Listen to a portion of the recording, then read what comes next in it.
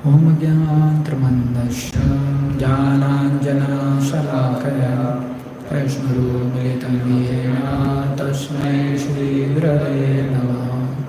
श्रीचैतन्यमनोभीष्टं स्थापितं येन भूतले स्वयं रूपा कदा मह्यं ददाति स्वपदान्तिकम्। वन्देऽहं श्रीगुरु श्रीयुतापदकमलं श्रीगुरुवैष्णवांश श्रीरूपां साग्रजातां सहगना रघुनाथामृतं तं सजीवं सावधूतं सावधूतं परिजनसहितं कृष्णचैतन्यदेवं श्रीराधा कृष्णपादान् सहगना ललिता श्रीविशाखान्वितांश नमो विष्णुपादाय कृष्णपृष्ठाय भूतले श्रीमते भक्तिवेदान्तस्वामीति नामिने। नमस्ते सरस्वती देवे गौरवाणी प्रचारिणे निर्विशेष शून्यवादी पाशातिदेशतारिणे। नमो महावदन्याय कृष्ण प्रेम प्रदायते कृष्णाय कृष्ण चैतन्य नाम्ने गौरतुसे नमः। हे कृष्णा करुणा सिंधु दीनबंधो जगत्पते गोपेश गोपिका कांत राधा कांत नमोस्तुते। तप्त कांचन गौरांगी श्री राधे वृंदावनेश्वरी वृषभानुसुते देवी प्रणमामि हरिप्रिये। वाञ्छाकल्पतरुभ्यश्च कृपा सिन्धुभ्येव च पतितानां पावनेभ्यो वैष्णवेभ्यो नमो नमः। जय श्री कृष्ण चैतन्य प्रभु नित्यानंद श्री अद्वैत गदाधर श्रीवासादि गौरभक्तवृंद। हरे कृष्णा कृष्णा कृष्णा हरे हरे हरे राम राम राम हरे हरे। हरे कृष्ण। तो अभी रामनवमी आने वाला है, तो उस अवसर पर हम लोग भगवान राम के चरित्र के बारे में चर्चा करेंगे। तो इससे पहले हम लोगों ने भगवान के प्राकट्य के बारे में, फिर भगवान का विश्वामित्र मुनि के साथ में जाना, भगवान का विवाह होना और भगवान का वनवास होना, इसके बारे में चर्चा किया हुआ है। और कल दोपहर में हम लोगों ने चर्चा किया था किस प्रकार से दशरथ महाराज जो हैं शोक में अपने प्राण त्याग देते हैं और बाद में भरत महाराज जो हैं वो वापस आते हैं। और फिर जो भरत महाराज और कैकेयी का वार्ता है उसके बारे में हम लोगों ने चर्चा किया था। तो अभी वहीं से हम लोग आगे जो है इसको कंटिन्यू करेंगे। हम सभी भक्तों का आशीर्वाद चाहेंगे जिससे कि इस पर चर्चा कर सकें अपने शुद्धिकरण के लिए और भगवान की प्रसन्नता के लिए। तो जो भरत हैं जब वापस आते हैं तो कल हम लोगों ने दोपहर में चर्चा किया था कि किस प्रकार से वो कैकेयी को अच्छी तरीके से समझाते हैं, उनको काफ़ी क्रोध और कठोर शब्दों से बोलते हैं। तो ऐसा करने के पश्चात में जो है कैकेयी उनको थोड़ा समझ में आ जाता है कि मेरे से बहुत बड़ा गलती हुआ है।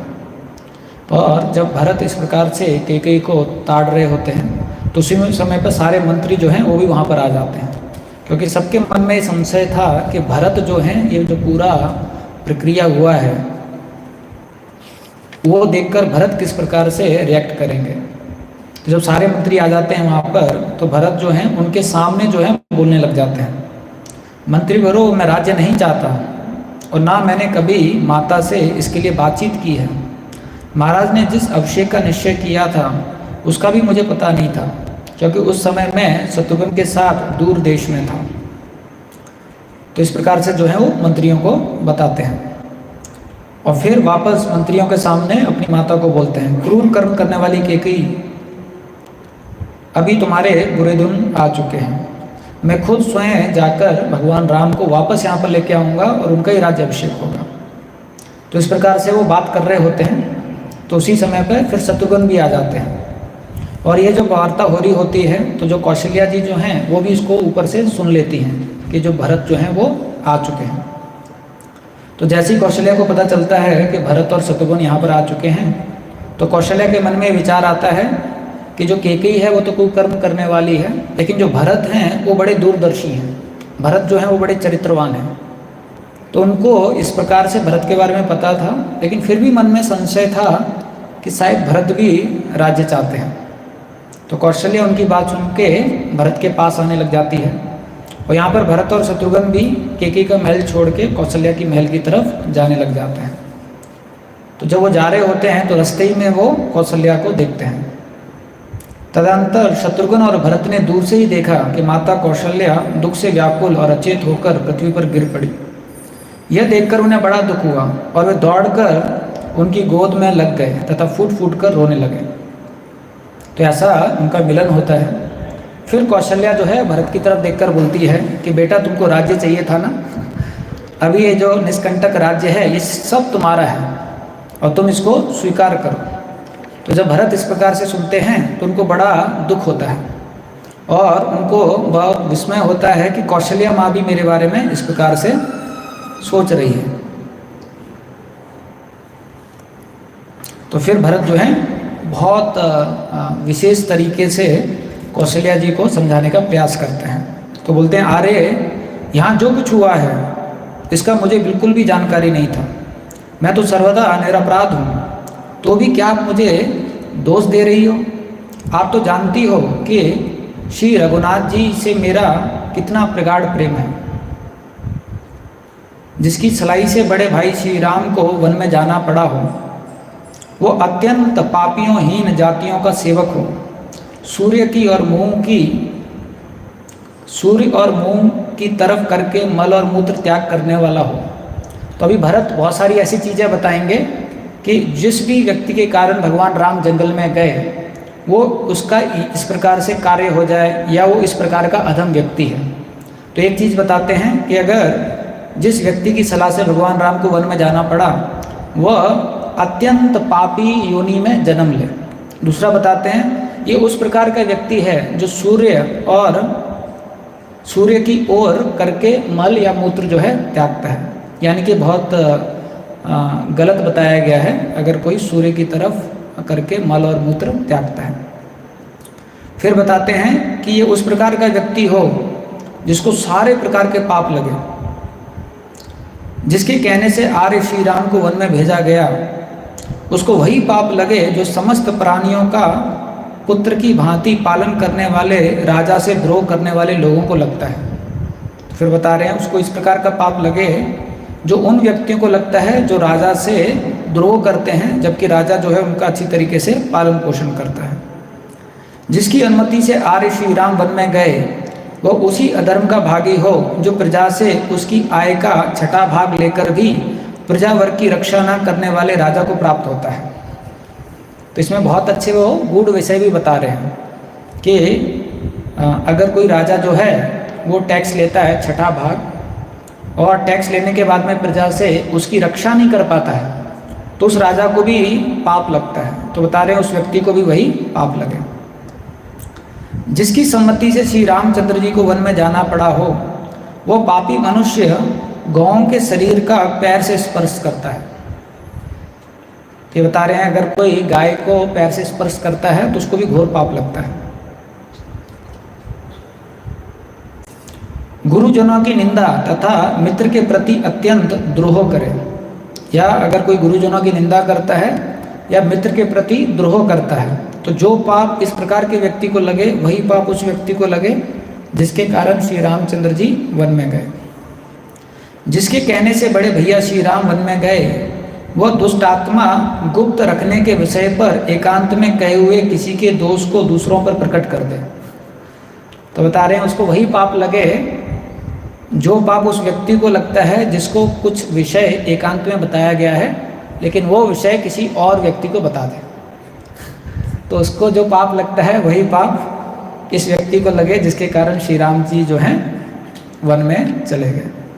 तो देखिए शास्त्रों में ये सब जो है धर्मपरायण बातें कही गई हैं कि गाय को पैर से स्पर्श ना करना, जो एकांत में कही हुई बातें हैं वो दूसरों को प्रकट ना करना,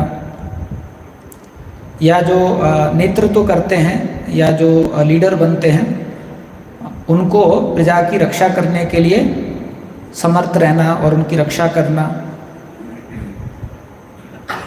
और जो प्रजा है वो गुरुजनों का निंदा ना करना। तो ये सब जो है भरत इस प्रकार से बताते हैं। तो ये सब सुनने के पश्चात जो है कौशल्या जो है उनको बहुत विश्वास आ जाता है कि जो भरत हैं उनका हृदय बड़ा कोमल है। तो फिर वो कौशल्या जो बोलती हैं कि बेटा तुम अनेकानेक शपथ खाकर जो मेरे प्राणों को पीड़ा दे रहे हो, इससे मेरा ये दुख और भी बढ़ता जा रहा है। वत्स, सौभाग्य की बात है कि शुभ लक्षणों से संपन्न तुम्हारा चित्त धर्म से विचलित नहीं हुआ है। तुम सत्य प्रतिज्ञ हो, इसलिए तुम्हें सत्पुरुषों के लोक प्राप्त होंगे। तो कौशल्या जी को भी विश्वास हो जाता है कि जो भरत हैं उनका चित्त जो है धर्मज्ञ है, उनका चित्त कोमल है, और इसलिए वो उनकी अभी प्रशंसा करती हैं और फिर जो है उनको गले लगाकर रोने लग जाती हैं। तो अभी कौशल्या और भरत का इस प्रकार से मिलाप हो रहा होता है, तब तक वशिष्ठ जी आ जाते हैं और वशिष्ठ जी आकर जो है उनको संबोधित करते हैं भरत महाराज को और बोलते हैं कि महायशस्वी राजकुमार तुम्हारा कल्याण हो, अभी शोक छोड़ो क्योंकि इससे कुछ नहीं होने वाला है। फिर वो बोलते हैं कि आप जो शोक कर रहे हैं इसको छोड़ो, इससे कुछ होने वाला नहीं है। आपके पिताजी का जो शव है इतने सारे दिनों से तेल में रखा हुआ है, अभी आप जो है उस शव को निकाल के उनका जो अंतिम अंत्येष्टि है उसको कीजिए। तो इस प्रकार से उनको बताया जाता है। तो फिर सब लोग जाते हैं और दशरथ महाराज का जो शव है उसको जो तेल का बर्तन है उसमें से निकालते हैं, और इतने दिनों से वो तेल में था तो उनका जो पूरा शरीर है वो पीला पीला हो जाता है, और उनके शरीर को देखते ही फिर जितने भी लोग हैं उनको बहुत दुख होता है और सारे रोने लग जाते हैं। और उसके बाद में उस शरीर को लेके जाया जाता है और उस शरीर पर बहुत विशेष लेप लगाया जाता है, और जब वो शरीर को राज में लेके जा रहे थे तो बहुत सारे लोग आते हैं जो सोना चांदी तथा भांति भांति के वस्त्र उस शरीर के ऊपर लुटाते हैं। फिर शमशान भूमि में पहुंचकर चिता तैयार की जाने लगी। किसी ने चंदन लाकर रखा तो किसी ने अगर, कोई गुगुल तथा कोई सरल पदक और देवदारू की लकड़ियां ला लाकर चिता में डालने लगे। कुछ लोगों ने तरह तरह के सुगंधित पदार्थ लाकर छोड़े। इसके बाद ऋत्विक जनों ने राजाओं के सबको चिता पर रखा। तो इस प्रकार से विशेष जो लकड़ियां हैं वो लाई गई, और उसके बाद में जो भरत हैं उनको बुलाया जाता है और वो चिता जो है उसको अग्नि देते हैं, और अग्नि देने के पश्चात जो है वहीं पर सब लोग विलाप करते रहते हैं, और तब पश्चात जो है सब लोग अपने घर में जाने लग जाते हैं। और उसके बाद में 11वें दिन जो है भरत जो है अपनी आत्मशुद्धि के लिए एक श्राद्ध का अनुष्ठान करते हैं, और 12वें दिन जो है उस श्राद्ध के कर्म जो है उनको करते हैं, और उसके संबंध में वो बहुत सारे ब्राह्मणों को धन रत्न और ये सब जो है तोहफे देते हैं, गिफ्ट देते हैं। उसके बाद में 13वें दिन प्रातःकाल महाबहु भरत मूर्छित होकर विलाप करते हैं।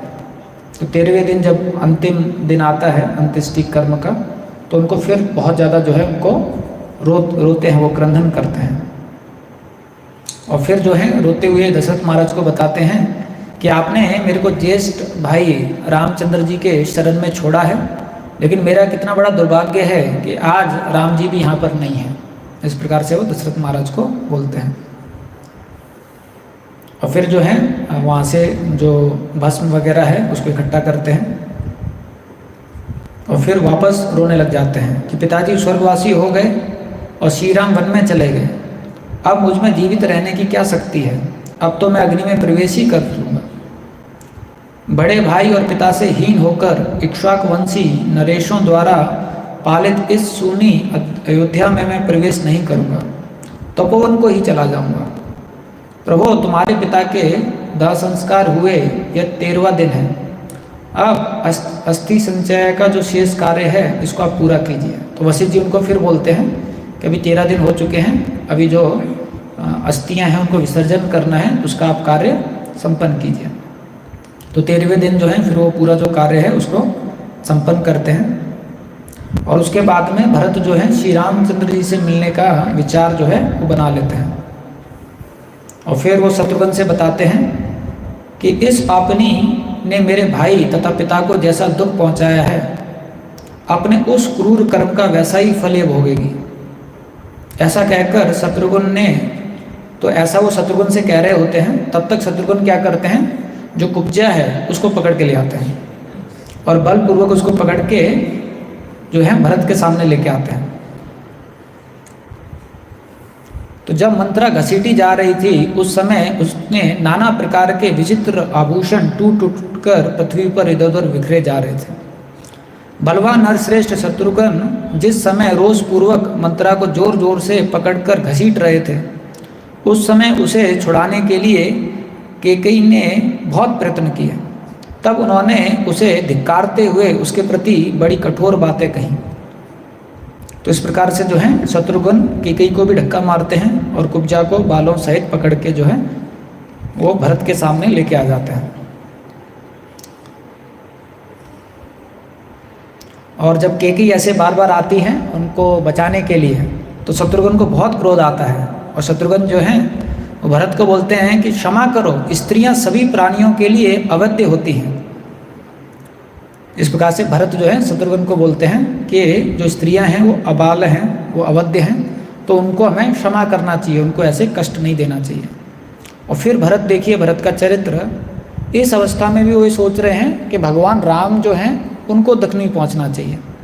तो भरत बोलते हैं कि यदि मुझे यह भय नहीं होता कि धर्मात्मा श्री राम मात्र धाती समझकर मुझसे घृणा करने लगेंगे, तो मैं भी इस दुष्ट आचरण करने वाली पापनी कैकेयी को मार डालता। धर्मात्मा श्री रघुनाथ जी तो इस कुब्जा के बारे में भी मारे जाने का समाचार सुनकर मुझसे और आपसे बात करना छोड़ देंगे, तो इसलिए हमें ये कार्य नहीं करना चाहिए।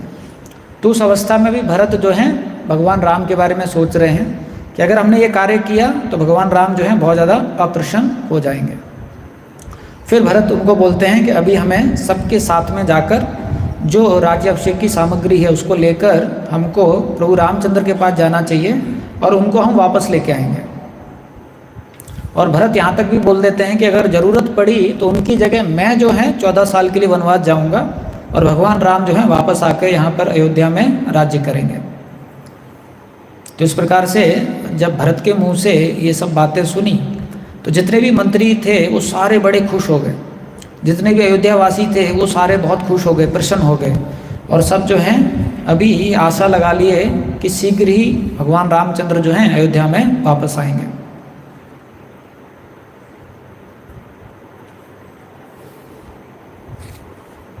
तो इस प्रकार से फिर भरत जो है सारे मंत्रियों को आदेश देते हैं कि हम पूरी सेना के साथ में प्रभु रामचंद्र जो हैं उनको बुलाने के लिए उनके पास में जाएंगे।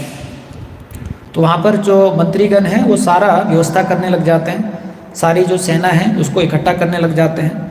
उससे पहले बहुत सारे सैनिक जो हैं भरत उनको पहले ही भेज देते हैं, जिससे कि जो तैयारी है, जो रोड का बनने का काम है वो पहले ही से संपन्न हो जाए। तो फिर प्रातःकाल भरत ने उत्तम रथ पर आरूढ़ हो श्री रामचंद्र जी के दर्शन की इच्छा से शीघ्रतापूर्वक प्रस्थान किया। उनके आगे आगे सभी मंत्री और पुरोहित घोड़े जूते हुए रथों पर बैठकर यात्रा कर रहे थे। ये रथ सूर्य देव के रथ के समान तेजस्वी दिखाई देते थे। तो आगे जो हैं पुरोहित मंत्री रथों पर सवार थे और पीछे उनके भरत महाराज भी रथ के ऊपर सवार थे। यात्रा करते हुए इक्ष्वाकुल नंदन भरत के पीछे पीछे विधि पूर्वक सजाए गए 9000 हाथी चल रहे थे। तो इसका बहुत अच्छा आगे दृष्टांत आएगा। ये 9000 हाथियों को जब देखेंगे गुहा तो उनके मन में विचार आएगा कि इनको नदी में पार कैसे कराऊंगा। तो क्योंकि आगे तो मंत्रीगण आ रहे हैं, फिर भरत आ रहे हैं और पीछे 9000 सजे हुए हाथी, और उसके पीछे 60,000 रथ और नाना प्रकार के आयु धारण करने वाले धनुर्धर योद्धा भी जा रहे थे। तो 9000 हाथी, 60,000 रथ और उसके पीछे जो फुट सोल्जर्स हैं, पैदल चलने वाले जो सैनिक हैं वो जा रहे थे। उसी प्रकार 1 लाख घुड़सवार भी उन यशस्वी रघुकुल नंदन राजकुमार भरत की यात्रा में शामिल थे। तो 1 लाख ऐसे व्यक्ति थे जो सिर्फ अकेले घोड़े पे बैठे हुए थे, रथ नहीं था, एक एक घोड़े पे बैठे थे। और इसके साथ में जो केकई हैं, सुमित्रा हैं, कौशल्या हैं, ये सब भी रथों पे सवार थी और ये भी वहाँ पर जा रही थी। और जब ये चलते चलते जो है श्रृंगेरपुर के पास में पहुँचते हैं तो वहाँ पर जो है गुहा जो है वो वहाँ निवास करते थे। और गुहा जो है दूर से देखते हैं कि इतनी विशाल सेना जो है इधर को आ रही है। तो गुहा के मन में थोड़ा सा संदेह हो जाता है भरत के इंटेंशंस को लेके, भरत का जो भाव है उसको लेके। तो जब गुहा दूर से उनको देखते हैं तो अपने मंत्रियों से बोलते हैं कि भाइयों, इस ओर जो ये विशाल सेना ठहरी हुई है समुद्र के समान अपार दिखाई देती है। मैं मन से बहुत सोचने पर भी इसका पार नहीं पाता हूँ। मैं समझता हूँ कि यह अपने मंत्रियों द्वारा पहले हम लोगों को पासों से बंधवाएगा अथवा हमारा वध कर डालेगा। तत्पश्चात जिन्हें पिता ने राज्य से निकाल दिया है उस श्री राम को भी मार डालेगा। परंतु दशरथ कुमार श्री राम मेरे स्वामी हैं और सखा हैं। तो गुहा ऐसा सोचने लग जाते हैं और अपने मंत्री और सब सैनिकों को बोलते हैं जितनी भी नावें हैं सब छुपा दो और हम देखेंगे, पहले इनका भाव जो है उसको पता करेंगे। अगर इनके भाव में बिल्कुल भी कुछ इस प्रकार का भाव है कि श्री राम जी को कष्ट पहुंचाना चाहते हैं तो हम लोग जो हैं सारी नावों को छुपा देंगे और इनसे युद्ध करेंगे और हम लोगों के सब के ऊपर से ही ये सेना जो है यहाँ से पार कर पाएगी। तो फिर बोलते हैं हमारे पास 500 नावें हैं, उनमें से एक एक नाव पर, और बोलते हैं आप ऐसा कीजिए एक एक नाव पर 100 जो मल्ल हैं, 100 जो हमारे जवान हैं उनको बिठाकर सारी नावों को छुपा दीजिए। और जैसे ही मैं इशारा करूंगा तो जितनी भी नाव हैं वो सारी प्रकट करके हम लोग जो है इनसे युद्ध करेंगे। तो ऐसा बोल के जो है फिर वो खुद जो है आगे जाते हैं भरत से मिलने के लिए। लेकिन क्या होता है जब भरत आ रहे होते हैं तो उनके साथ में सुमंत्र भी रहते हैं। तो जैसे ही गुहा सुमंत्र को देखते हैं तो उनके मन में थोड़ा सा शांति आ जाता है, क्योंकि सुमंत्र जो हैं वही पहले प्रभु रामचंद्र जी को छोड़ने के लिए आए थे। तो सुमंत्र जो हैं वो भरत को बताते हैं, वो गुहा को बताते हैं कि भरत हैं और ये राम जी को वापस लेने के लिए आए हैं। तो और सुमंत्र जो है भरत को बताते हैं कि जो ये गुहा हैं ये श्री रामचंद्र जी के सखा हैं। तो भरत जैसे ही सुनते हैं तो बड़ा प्रसन्न हो जाते हैं, बोलते भैया तो मेरे बड़े भाई श्री राम के सखा हो, मेरी इतनी बड़ी सेना का सत्कार करना चाहते हो, ये तुम्हारा मनोरथ बहुत ही ऊंचा है, तुम उसे पूर्ण ही समझो, तुम्हारी श्रद्धा से ही हम सब लोगों का सत्कार हो गया। तो बड़ा खुश हो जाते हैं और ये विचार जो है गुहा प्रकट करते हैं कि आपकी सेना का मैं सत्कार करना चाहता हूँ। तो ये सुनकर जो है बड़ा वो प्रसन्न हो जाते हैं। और फिर जो है गुहा उनसे पूछते हैं कि मैं आपकी कैसे सेवा कर सकता हूँ। तो भरत उनसे बोलते हैं कि आप बताइए किस मार्ग से मैं शीघ्र ही भरद्वाज ऋषि के आश्रम में जा सकता हूँ। तो फिर वो बताते हैं कि चिंता मत कीजिए, गंगा जो है इसको पार करके हम आपकी मदद करेंगे, हमारे पास 500 नावें हैं और आप सबको पार करा के हम लोग जो है गंगा जी के किनारे में उतार के मैं आपको रास्ता दिखाऊंगा, जिस रास्ते से आप शीघ्र ही जो है भरद्वाज ऋषि के आश्रम में जा पाओगे। तो ऐसा वो कर ही रहे होते हैं, लेकिन उससे पहले फिर भी उनके मन में थोड़ा संशय होता है। तो गुहा डायरेक्ट पूछ लेते हैं। तो गुहा बोलते हैं लेकिन परंतु एक बात बताइए, आपके हृदय में श्री राम जी के प्रति कोई दुर्भावना तो नहीं है? तो फिर जो है भरत वापस जो है रोने लग जाते हैं। तो बताते हैं निषादराज, ऐसा समय कभी ना आए कि तुम्हारी बात सुनकर मुझे बड़ा कष्ट हुआ। तुम्हें मुझ पर संदेह नहीं करना चाहिए। श्री रघुनाथ जी मेरे बड़े भाई हैं, मैं उन्हें पिता के समान समझता हूँ। श्री राम वन में निवास करते हैं, अतः उन्हें लौटा लाने के लिए मैं जा रहा हूँ। गुहा, मैं तुमसे सच बोल रहा हूँ, तुम्हें मेरे विषय में कोई अन्यथा विचार नहीं करना चाहिए। तो भरत की ये बात सुनकर फिर गुहा जो है बड़ा खुश हो जाते हैं और जो है उनका धन्यवाद करने लग जाते हैं और बोलते हैं कि धन्य हैं जो बिना प्रयत्न के हाथ में आए हुए राज्य को त्याग देना चाहता है। आपके समान धर्मात्मा मुझे इस भूमंडल में कोई नहीं दिखाई देता। तो देखिए वो इस बात का बहुत गुणगान कर रहे हैं क्योंकि कई चीज़ें इस प्रकार से होती हैं भौतिक दुनिया में जो करना बहुत मुश्किल होता है। तो भरत जो हैं उनको बिना प्रयत्न के जो राज्य अभिषेक है उसका अवसर मिल रहा था, लेकिन उसको त्याग करके भगवान राम को बुलाने के लिए वापस जा रहे हैं। तो गुहा जो हैं उनका बहुत प्रशंसा कर रहे हैं कि इस प्रकार का धर्मात्मा दुनिया में देखना जो है बहुत मुश्किल है, क्योंकि अधिकांश लोग जो हैं वो इस प्रकार के मोह या लालच में फंस जाते हैं। तो इस प्रकार से जो है गुहा भरत से बातें करने लग जाते हैं।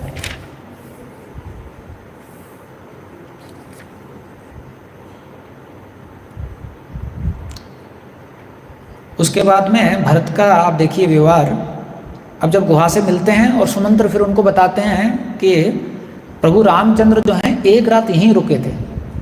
जैसे ही ये भरत सुनते हैं तो गुहा के पास जाते हैं और बोलते हैं, क्या मुझे बताइए भगवान राम कहाँ रुके थे और कहाँ उन्होंने विश्राम किया था, कहाँ उन्होंने शयन किया था और उन्होंने क्या खाया था। इस प्रकार से जो है वो पूछते हैं। तो फिर जो है जो गुहा है वो प्रभु राम भरत को एक स्थान पर लेके जाते हैं। तो एक बहुत बड़ा वृक्ष रहता है, पेड़ रहता है, तो उसके नीचे पर प्रभु रामचंद्र जी ने शयन किया था। तो वो जाते हैं और बताते हैं कि ये वो स्थान है जहाँ पर उन्होंने शयन किया था। तो जैसे ही भरत वो स्थान को देखते हैं तो उसको स्पर्श करते हैं और रोने लग जाते हैं सोच के। और फिर वो उनसे पूछते हैं कि भगवान ने खाया क्या था। तो बताते हैं कि भगवान जो है मैंने उनके लिए बहुत अच्छे व्यंजन लेके आए थे, लेकिन भगवान ने बताया कि मैं साधु हूँ, सैफरन कपड़े पहना है, तो कपड़े के अनुसार मेरा भोजन भी रहेगा। मैं वन में जाता हूँ, वन में रहता हूँ, तो इसलिए जो है मैं कंदमूल का ही सेवन करूँगा। तो उन्होंने बोला कि भगवान जो है उन्होंने कंदमूल जो है उसी का सेवन किया। तो भरत जैसे ये सुनते हैं तो मन में निश्चय कर लेते हैं, अब मैं भी ज़मीन पर ही सोऊंगा, अब मैं भी कंदमूल ही खाऊँगा। फिर वो पूछते हैं और उन्होंने वस्त्र कैसे पहने थे। तो बताते हैं जो भगवान है उन्होंने वत्कल एवं चीर वस्त्र पहने हुए थे। तो भरत तुरंत जो है अपने मंत्री की तरफ मुड़ते हैं कि मेरे लिए भी ऑर्डर कर दीजिए, अभी मैं भी चीर वस्त्र ही पहनूंगा, वत्कल वस्त्र ही पहनूंगा। तो हम देखते हैं भरत जो हैं कितना ज़्यादा उनके बारे में वो कर रहे थे, भाव कर रहे थे। तो एक रामायण में ऐसे आता है कि जब प्रभु रामचंद्र जी सीता मैया के साथ में वन में जा रहे होते हैं, तो जैसे ही वो चित्रकूट की तरफ मुड़ते हैं भरद्वाज ऋषि के आश्रम में भेंट करने के पश्चात, तो सीता मैया को एक कांटा लग जाता है। तो जैसे ही सीता मैया को एक कांटा लगता है तो सीता मैया विलाप करने लग जाती हैं।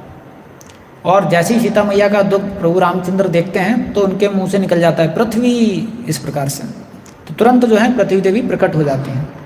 तो पृथ्वी देवी फिर क्षमा मांगती हैं, बोलती हैं भगवान मुझसे माफ़ करना, आप चाहते हैं तो अभी आगे से सीता जी के मार्ग में एक भी कांटा नहीं आएगा। जय श्री श्री राधा माधव ललिता विशाखा की जय, श्री श्री जानकी जानकी लोचन हनुमान की जय, श्री श्री निताई गौर सुंदर की जय, श्री प्रभात की जय। तो पृथ्वी जी बोलती हैं कि सीता मैया के चरणों में एक भी कांटा नहीं आएगा।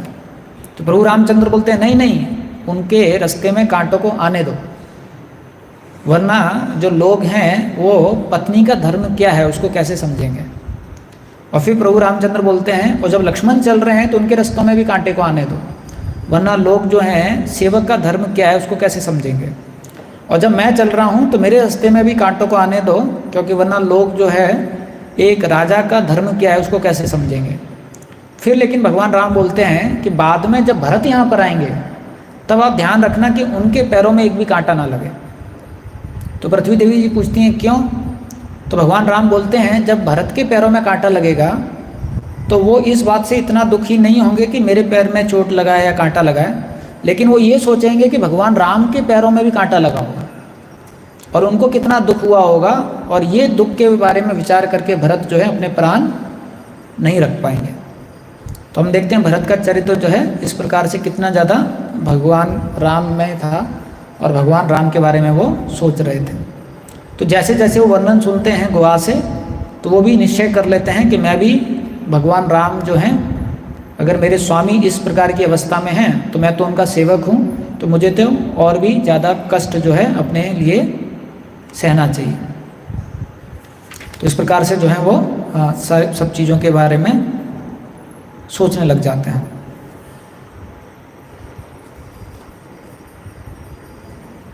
उसके बाद में अगले दिन उस रात को वो वहीं पर विश्राम करते हैं। तो भरत भी ज़मीन पर सोते हैं और भरत भी उस दिन कंदमूल खाते हैं। और अगले दिन प्रातःकाल जो है भरत जो है गुहा से रिक्वेस्ट करते हैं कि आप जो हैं हमको ये जो नदी है इसको पार कराने में मदद कीजिए।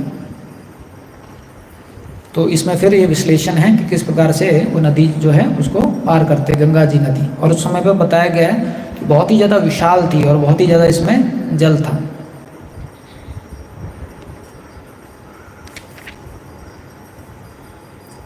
तो जो 500 नावें हैं उनको वो लेके आते हैं और 500 नावों में उनको बिठा के पार करने लग जाते हैं। जो रथ हैं उनको भी नाव में रखकर पार करने लग जाते हैं। जो घोड़े हैं उनको भी नाव में रख के पार करने लग जाते हैं। लेकिन आपको जान के खुशी होगी, जितने भी हाथी थे स्वयं तैर के पार कर लेते हैं।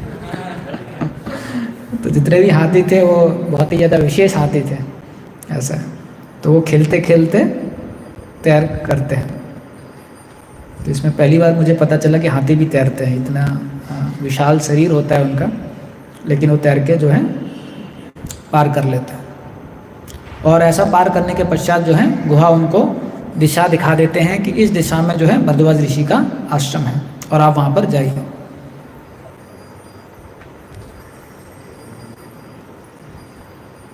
तो वहाँ पर पहुँचकर भरत जो है सेना को सुखपूर्वक विश्राम की आज्ञा देते हैं। तो भरत भी आप देखिए, यहाँ पर जब प्रभु रामचंद्र भी आए थे और यहाँ भरत भी आए हैं, तो बहुत अच्छी तरीके से सारे एटिकेट्स का पालन करते हैं। अब क्योंकि ऋषि के यहाँ पर आ रहे हैं तो ऐसा नहीं कि पूरी जो सेना है वो बिल्कुल ऋषि के कुटिया के पास में लेके उसको विश्राम कराए। बेचारा ऋषि भी डर जाएगा कि किस लिए आए हैं। तो जो सेना है उसको बोलते हैं आप वहीं पर जो है विश्राम कीजिए। और भरत जो है खुद जो है आगे जाते हैं भरद्वाज ऋषि के आश्रम की तरफ। और जब वो आश्रम की तरफ जाते हैं तो एक विशाल वन को देखते हैं जो बहुत ही ज़्यादा मनोहर था। उसमें बहुत प्रकार के वृक्ष वालियाँ सब कुछ था।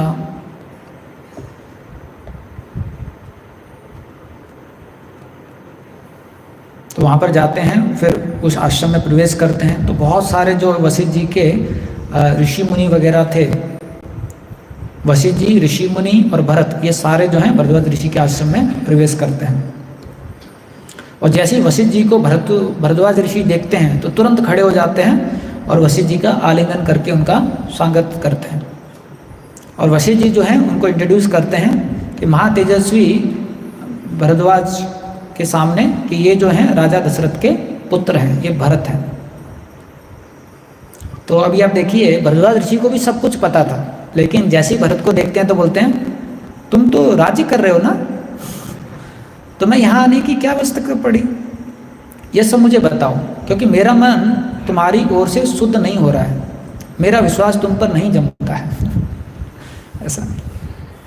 तो जो भरत है आप देखेंगे जिन भी लोगों के पास में जाते थे वो सब उनको पहले संदेह करते थे। तो उनके जो नाम है उसका एक अर्थ ये भी है भरत, जो बहुत सारा भार झेलने की शक्ति रखता है। और दुनिया में जो सबसे ज़्यादा भार वो ये है जब लोग आपको सही नहीं समझते हैं ऐसा। तो जो भरत है वो सारा ये भार झेलने के लिए तैयार थे। तो जैसे ही भरद्वाज ऋषि उनको ये बोलते हैं तो देखिए भरत क्या बोलते हैं, भगवान यदि आप महर्षि भी मुझे ऐसा समझते हैं तब तो मैं हर तरह से मारा गया। यह मैं निश्चित रूप से जानता हूँ कि श्री राम के वनवास में मेरी ओर से कोई अपराध नहीं हुआ है, अतः आप मुझसे ऐसी कठोर बातें ना कहें। मैं तो उन श्री राम को प्रसन्न करके अयोध्या में लौटा लाने के लिए आपके चरणों की वंदना करने के लिए आया हूँ। इसी उद्देश्य से मैं यहाँ आया हूँ, ऐसा समझकर आप कृपया करके मुझे आशीर्वाद दीजिए। भगवान आप मुझे बताइए कि इस समय श्री राम कहाँ पर हैं। तो इस प्रकार से जो है वो उनको बोलते हैं। अब उसके बाद भरद्वाज ऋषि बोलते हैं तुम्हारे मन में जो बात है उसे मैं जानता हूँ, तथापि मैंने इसलिए पूछा कि तुम्हारा यह भाव और भी दृढ़ हो जाए तथा तुम्हारी कीर्ति का अधिकाधिक विस्तार हो। तो भरद्वाज ऋषि बोलते हैं कि मुझे तो पहले ही से पता था, लेकिन फिर भी मैंने जानबूझ के पूछा जिससे कि आपका भाव क्या है और दृढ़ हो जाए और आपकी जो कीर्ति है उसका अधिकाधिक विस्तार हो। तो फिर बोलते हैं मुझे पता है कि श्री राम सीता और लक्ष्मण के सहित कहाँ पर हैं। तो फिर उनको दिखाते हैं कि यहाँ से दूर में एक बहुत ही विशेष पर्वत है जिसका नाम है चित्रकूट। वहीं पर जो है ये निवास कर रहे हैं प्रभु रामचंद्र। लेकिन आप जो हैं पूरी सेना के साथ में आज यहीं पर विश्राम कीजिए और कल प्रातःकाल अपनी सेना के साथ में चित्रकूट की तरफ आप रवाना कर सकते हैं। तो फिर जो है ये भरत बताते हैं लेकिन हमारी तो बहुत बड़ी सेना है। तो भरद्वाज ऋषि बोलते हैं आप चिंता मत कीजिए, हम पूरी सेना का सत्कार करना चाहते हैं, आप कृपया करके हमें अवसर दीजिए। तो भरत बोलते हैं ठीक है, जैसा आपका इच्छा हो वैसा आप कीजिए। अब जो भरद्वाज ऋषि इस सेना का जो अतिथि सत्कार करेंगे तो इतना विशेष करते हैं कि अंत में सेना इतनी खुश हो जाती है कि भरत आप चले जाओ हम यहीं पर बहुत खुश हैं तो जैसे ही भरद्वाज ऋषि को वो बोलते हैं कि ठीक है आप सत्कार कीजिए, तो तुरंत जो है वो क्या करते हैं, सारे देवी देवताओं को प्रकट कर देते हैं। तो इंद्र, वायु, चंद्र वगैरह ये सब जो है प्रकट हो जाते हैं। जितने भी लोकपाल हैं वो सब प्रकट हो जाते हैं। जितने भी गंधर्व हैं वो प्रकट हो जाते हैं, अप्सराएं प्रकट हो जाती हैं। जो कुरु वर्ष में दिव्य चेत्रत नामक एक वन है वो प्रकट हो जाता है। जितने भी दिव्य वस्त्र और आभूषण हैं वो सारे प्रकट हो जाते हैं। जितनी भी दिव्य नारियां हैं वो प्रकट हो जाती हैं। कुबेर का जो ऐश्वर्य है वो प्रकट हो जाता है। बहुत सारी नदियां प्रकट हो जाती हैं, सुंदर सुंदर घाट प्रकट हो जाते हैं। और बहुत विशेष है, वो हर चीज़ का ध्यान रखते हैं। अभी आप देखना इसमें जिस प्रकार से वो आयोजन करेंगे, एक छोटी से छोटी चीज़ का ध्यान रखते हैं वो। उपवन प्रकट हो जाते हैं, सारे वृक्ष फलों से भरे हुए प्रकट हो जाते हैं। ऊपर से दिव्य पुष्पों की बारिश चालू हो जाती है। उत्तम वायु चलने लग जाती है। अप्सराओं के समुदायों का नृत्य होने लग जाता है। देव गंधर्व गाने लग जाते हैं। चारों ओर 5 योजन तक की भूमि समतल हो जाती है। 5 योजन तक की भूमि जो है समतल हो जाती है। उस पर नीलम और वैद्य मणि के समान नाना प्रकार के घनी घास छा जाती है। पूरा गार्डन वगैरह सब तैयार हो जाता है। स्थान स्थान पर बेल, केत, कटहल, आंवला, बिजौरा तथा आम के वृक्ष लग जाते हैं और फलों से सुशोभित हो जाते हैं। सब बड़े भी हो जाते हैं और फल भी लग जाते हैं। और उज्जवल 4-4 कमरों से युक्त, यानी कि 4-4 BHK वाले घर बहुत सारे तैयार हो जाते हैं। हाथी और घोड़ों के रहने के लिए सलाएं बन जाती है। हाथी और घोड़ों के लिए भी जगह बन जाती है। राज परिवार के लिए बना हुआ सुंदर द्वार से युक्त दिव्य भवन श्वेत बादलों के समान शोभा पा रहा था। तो जो नॉर्मल व्यक्ति हैं उनके लिए तो 4-4 कमरों वाले फ्लैट जो हैं, फ्लैट नहीं मतलब कि ऊपर कुछ नहीं था, ऐसे ऐसे घर बन जाते हैं। और जो राजा वगैरह थे, जो रानियां वगैरह थी, उनके लिए बहुत जो है विशेष भवन बन जाते हैं। सब तरह के अन्न और धुले हुए स्वच्छ पात्र रखे गए थे। उस सुंदर भवन में कहीं बैठने के लिए सब प्रकार के आसन उपस्थित थे और कहीं सोने के लिए सुंदर सैयाएं बिछी थी। तो हर भवन में क्या था, कहीं पर सोने के लिए बहुत अच्छे बेड थे और कहीं पर बैठने के लिए बहुत अच्छे सोफे थे। महर्षि भरद्वाज की आज्ञा से केकई पुत्र महाभाऊ भरत ने नाना प्रकार के रत्नों से भरे हुए उस महल में प्रवेश किया। लेकिन आप देखोगे इतना ज़्यादा ऐश्वर्य है क्योंकि इतना दिव्य महल है। वेदुर मणि है उससे जो है फर्श बना हुआ है, नीलम मणि है उससे फर्श बना हुआ है, और इतने अच्छे अच्छे प्रकार के वहाँ पर व्यवस्था है। और जैसे ही भरत जिस पर्टिकुलर महल में प्रवेश करेंगे वो सबसे ज़्यादा दिव्य महल होता है, और जैसे ही उस महल में प्रवेश करते हैं तो एक बहुत बड़ा आसन होता है वहाँ पर। तो वो क्या दिखाना चाहते थे भरद्वाज ऋषि कि आप राजा हो, यहाँ पर बैठिए। लेकिन भरत की आप चेतना देखिए, जैसे ही महल में प्रवेश करेंगे तो महल को चारों तरफ देखेंगे, फिर आसन की तरफ जाएंगे तो भरद्वाज ऋषि को लगेगा कि अब भरत जो है आसन पर बैठ जाएंगे। लेकिन भरत जो है वहाँ पर पास में एक चामर होता है, उसको लेके आसन को ऐसे करने लग जाते हैं। तो भरद्वाज ऋषि बोलते ये क्या कर रहे हो? बोले ये आसन तो प्रभु राम का है, मैं तो उनका सेवक हूँ। तो इतना दिव्य चेतना इस प्रकार का जब उन्होंने माहौल क्रिएट कर दिया है तो अधिकांश लोग तो पागल हो जाएंगे राम भगवान की चेतना को बरकरार रखना ऐसे उसमें बहुत मुश्किल है। लेकिन भरत जो देखिए आप वहाँ पर जाते हैं लेकिन सोचते हैं ये भवन किसका है? प्रभु रामचंद्र का है। और जो राज सिंहासन था वो भी दिव्य रत्नों से बना था। लेकिन भरत जो है उस चावल को लेके हाथ में करके करने लग जाते हैं।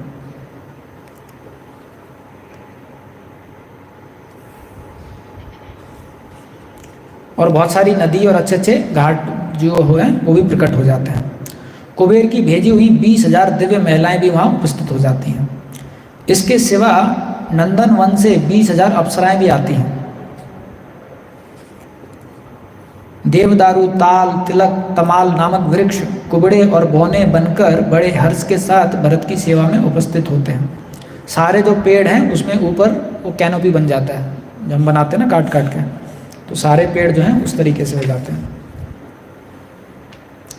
भरत के साथ आए हुए हजारों मनुष्य वहाँ का वैभव देखकर हर्ष के मारे फूले नहीं समाते थे और जोर जोर से कहते थे, यह स्थान तो स्वर्ग है, यह स्थान तो स्वर्ग है।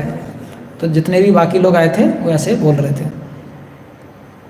अजवाइन मिलाकर बनाए गए, वराई कंद से तैयार किए गए तथा आम आदि फलों के गर्म किए हुए रस में पकाए गए उत्तम व्यंजनों का संग्रह, सुगंध युक्त रस वाली दालों तथा श्वेत रंग के भातों से भरे हुए सहस्त्र स्वर्ण आदि के पात्र वहाँ सब और रखे हुए थे। तो हर घर में क्या हुआ था, जो उन्होंने व्यंजन बनाए थे वो जो है आम का जो रस है उसमें बनाए थे और उसमें बहुत ज़्यादा सुगंध आ रही थी और हर घर में पर्याप्त भोजन जो है फ्रेश रखे हुए थे। भरत के साथ आए हुए सब लोगों ने उन पात्रों की आश्चर्यचकित होकर देखा। तो जितने भी भरत के साथ लोग आए थे, जो उन्होंने इतना व्यंजन देखे और सब व्यंजनों में सुगंध आ रही थी, तो बहुत ज़्यादा आश्चर्यचकित हो गए। वहाँ सहस्त्र सोने के अन्न पात्र, लाखों व्यंजन पात्र और लगभग 1 अरब थालियाँ संग्रहित थी। तो एक तो था कि खाना रखा हुआ था और अलग अलग प्रकार के थालियाँ भी रखी हुई थी, अन्न पात्र भी रखे थे, व्यंजन पात्र भी रखे थे। यानी कि आप एक थाली लीजिए, फिर अगर आपको सब्जी लेना है तो उसके लिए अलग जो है पात्र है, आपको चपाती रखना है उसके लिए अलग पात्र है, ऐसा करके विशाल जो है आयोजन था। पिठर, छोटे छोटे घड़े तथा मटके दही से भरे हुए थे और उनमें दही को सुस्वाद बनाने के लिए सौंठ आदि मसाले भी पड़े हुए थे। और दूसरा, मानो अभी उनको स्नान करने के लिए नदी के घाट पे जाना है, तो आपको कुछ कपड़े लेके नहीं जाना है, बस आप वहाँ पर चले जाइए। हर घाट पर जो है टॉवल्स रखे हुए थे, मतलब कि तौलिए वगैरह रखे हुए थे और अलग से नए कपड़े रखे हुए थे और वहाँ पर आईना रखा हुआ था, जो बाल बनाने के लिए जो सामग्री चाहिए रहती है वो रखी हुई थी। तो हर घाट पे इस प्रकार से सब सामग्री भी वहाँ पर रखी हुई थी। साथ ही ढेर के ढेर दांतन, दांत साफ करने के लिए भी सामग्री हर घाट पर रखी थी। और वो क्या लिखा हुआ है यहाँ पर, सफ़ेद चंदन जो शरीर पे लगाने के लिए वो भी रखा हुआ था। यही नहीं, वहाँ पर दर्पण यानी कि मिरर, ढेर के ढेर वस्त्र, हजारों जोड़े खड़ाऊ और जूते भी दिखाई देते थे। तो सारे वस्त्र थे, खड़ाऊ थे, जूते थे, दर्पण था, सब वहाँ पर हर घाट पे रखा हुआ था सबके लिए। महर्षि भरद्वाज के द्वारा सेना सहित भरत का किया हुआ यह अतिथि सत्कार अद्भुत और स्वप्न के समान था। उसे देखकर वे सब मनुष्य आश्चर्यचकित हो उठे। तो ये पूरा जो आयोजन है सिर्फ एक रात के लिए किया था, क्योंकि आज शाम को वो पहुँचे थे और कल प्रातःकाल उनको चित्रकूट जाना था। लेकिन आयोजन इतना विशेष था कि पूरी रात कोई सोया ही नहीं।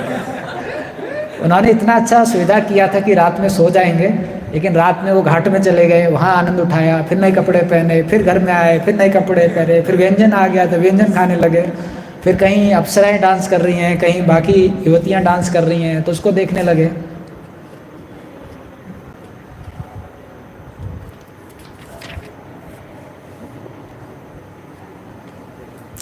तो फिर जो है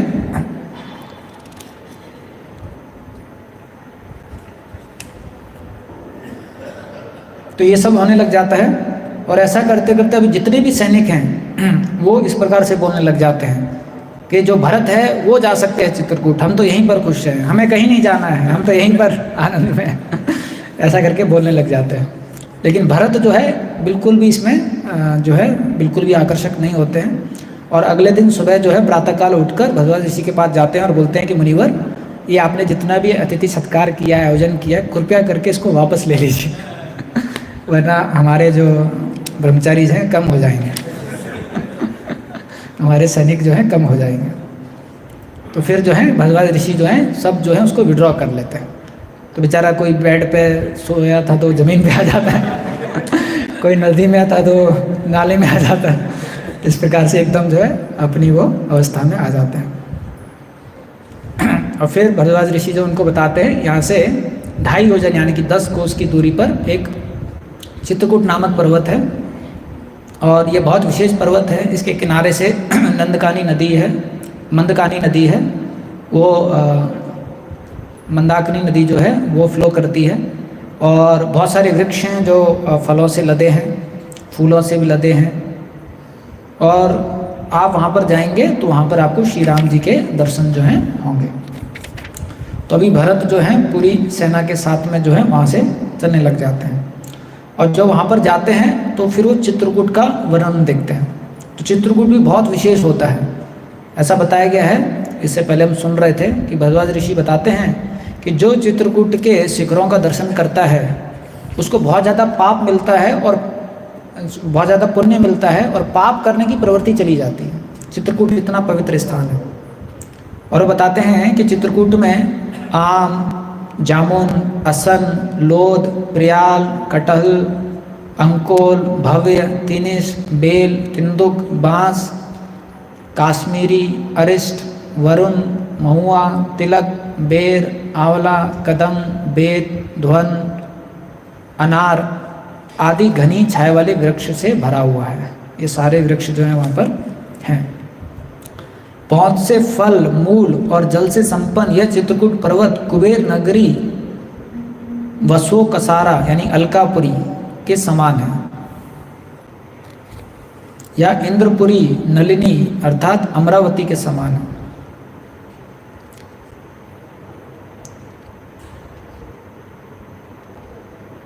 तो यहाँ पर जो है वहाँ पर अभी भरत वगैरह वो सब आ रहे हैं, और यहाँ पर प्रभु रामचंद्र जो हैं सीता मैया के साथ में मंदाकिनी जो नदी है उसके पास में आए हुए हैं, और वहाँ पर जो है उसको निहार रहे हैं। लेकिन तभी जो होता है, इतनी बड़ी जब सेना चित्रकूट के पास में आ रही है तो उसके कोलाहल के कारण जितने भी वहाँ पर जानवर होते हैं चित्रकूट में वो इधर उधर भागने लग जाते हैं। उन भागे हुए हाथियों को देखकर और उस महाभयंकर शब्द को सुनकर श्री रामचंद्र जी उदित तेज वाले सुमित्र कुमार लक्ष्मण से बोलते हैं।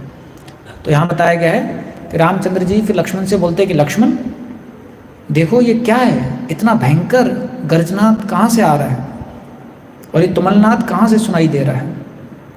तो ऐसी आज्ञा पाकर लक्ष्मण जो है तुरंत जो है एक विशाल पेड़ है उस पर चढ़ जाते हैं, और जैसे ही चढ़ते हैं तो देख लेते हैं कि ये तो अयोध्या की सेना है, क्योंकि उनका जो झंडा है वो दिख जाता है। तो भैया निश्चय यह केकई का पुत्र भरत है, तो अयोध्या में अभिषिक्त होकर अपने राज्य को निष्कंटक बनाने की इच्छा से हम दोनों को मारने के लिए यहाँ पर आया है। वीर रघुनाथ जी, यह भरत हमारा शत्रु है और सामने आ गया है, अतः वध के ही योग्य है। भरत का वध करने में मुझे कोई दोष नहीं दिखाई देता। जो पहले का अपकारी रहा हो उसको मारकर कोई अधर्म का भागी नहीं होता। भरत ने पहले हम लोगों पर अपकार किया है, अतः उसे मारने में नहीं जीवित छोड़ देने में ही अधर्म है। मैं केकई का भी उसके सगे संबंधियों एवं बंधुओं के साथ में वध कर डालूंगा। आज ये पृथ्वी केकई रूप महान पाप से मुक्त हो जाएगी। आज मैं अपने रोके हुए क्रोध और तिरस्कार को शत्रुओं की सेना के ऊपर छोड़ दूंगा, जैसे सूखे घास फूस के ढेर में आग लग जाती है। अपने तीखे बाणों से शत्रुओं के शरीर के टुकड़े टुकड़े कर दूंगा। आज ये चित्रकूट की भूमि रक्त से सींच दूंगा। तो इस प्रकार से जो है वो बोलने लग जाते हैं। तो प्रभु रामचंद्र जब उनको बोलते हैं तो बोलते हैं लक्ष्मण, महाबली और महान उत्साही भरत जब स्वयं यहाँ आ रहे हैं तब इस समय यहाँ धनुष अथवा ढाल तलवार से क्या काम है। लक्ष्मण, पिता के सत्य की रक्षा के लिए प्रतिज्ञा करके यदि मैं युद्ध में भरत को मारकर उनका राज्य छीन लूँ तो संसार में मेरी कितनी निंदा होगी, और फिर इस कलंकित राज्य को लेकर मैं क्या करूँगा। और फिर भगवान राम ही एक ऐसे व्यक्ति होते हैं जो भरत को गलत नहीं समझते हैं पूरे रामायण में। तो राम जी जो हैं लक्ष्मण को बोलते हैं कि लक्ष्मण, जितना प्रेम आप मुझे करते हो उतना ही प्रेम भरत भी करता है। लेकिन अगर आपको राज्य से आसक्ति है तो मैं भरत को बोल दूंगा और भरत मेरे साथ आएगा और आप जाके अयोध्या में राज्य कर सकते हैं। लेकिन लक्ष्मण ऐसे ही जैसे ही ये बात सुनते हैं तो बहुत ज़्यादा विनम्र हो जाते हैं और फिर भगवान राम बोलते लक्ष्मण अपने क्रोध को भी नीचे उतारो और आप भी नीचे उतर के आ जाओ। तो फिर जो है पेड़ से उनको नीचे उतार के आ जाते हैं। तो फिर जो है प्रभु रामचंद्र इंतजार करते हैं भरत का आने के लिए।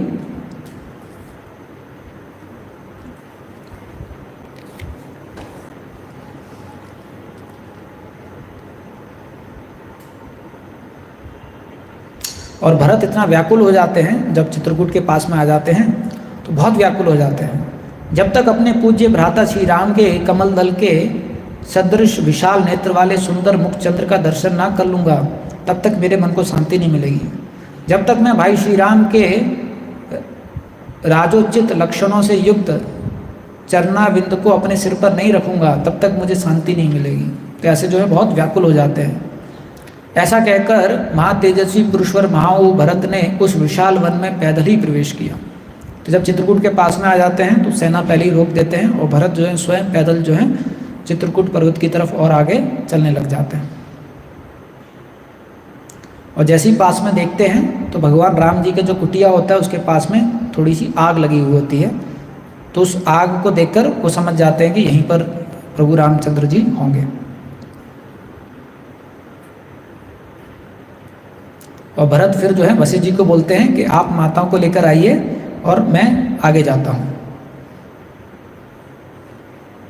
तो जो भरत है वो आगे चलने लग जाते हैं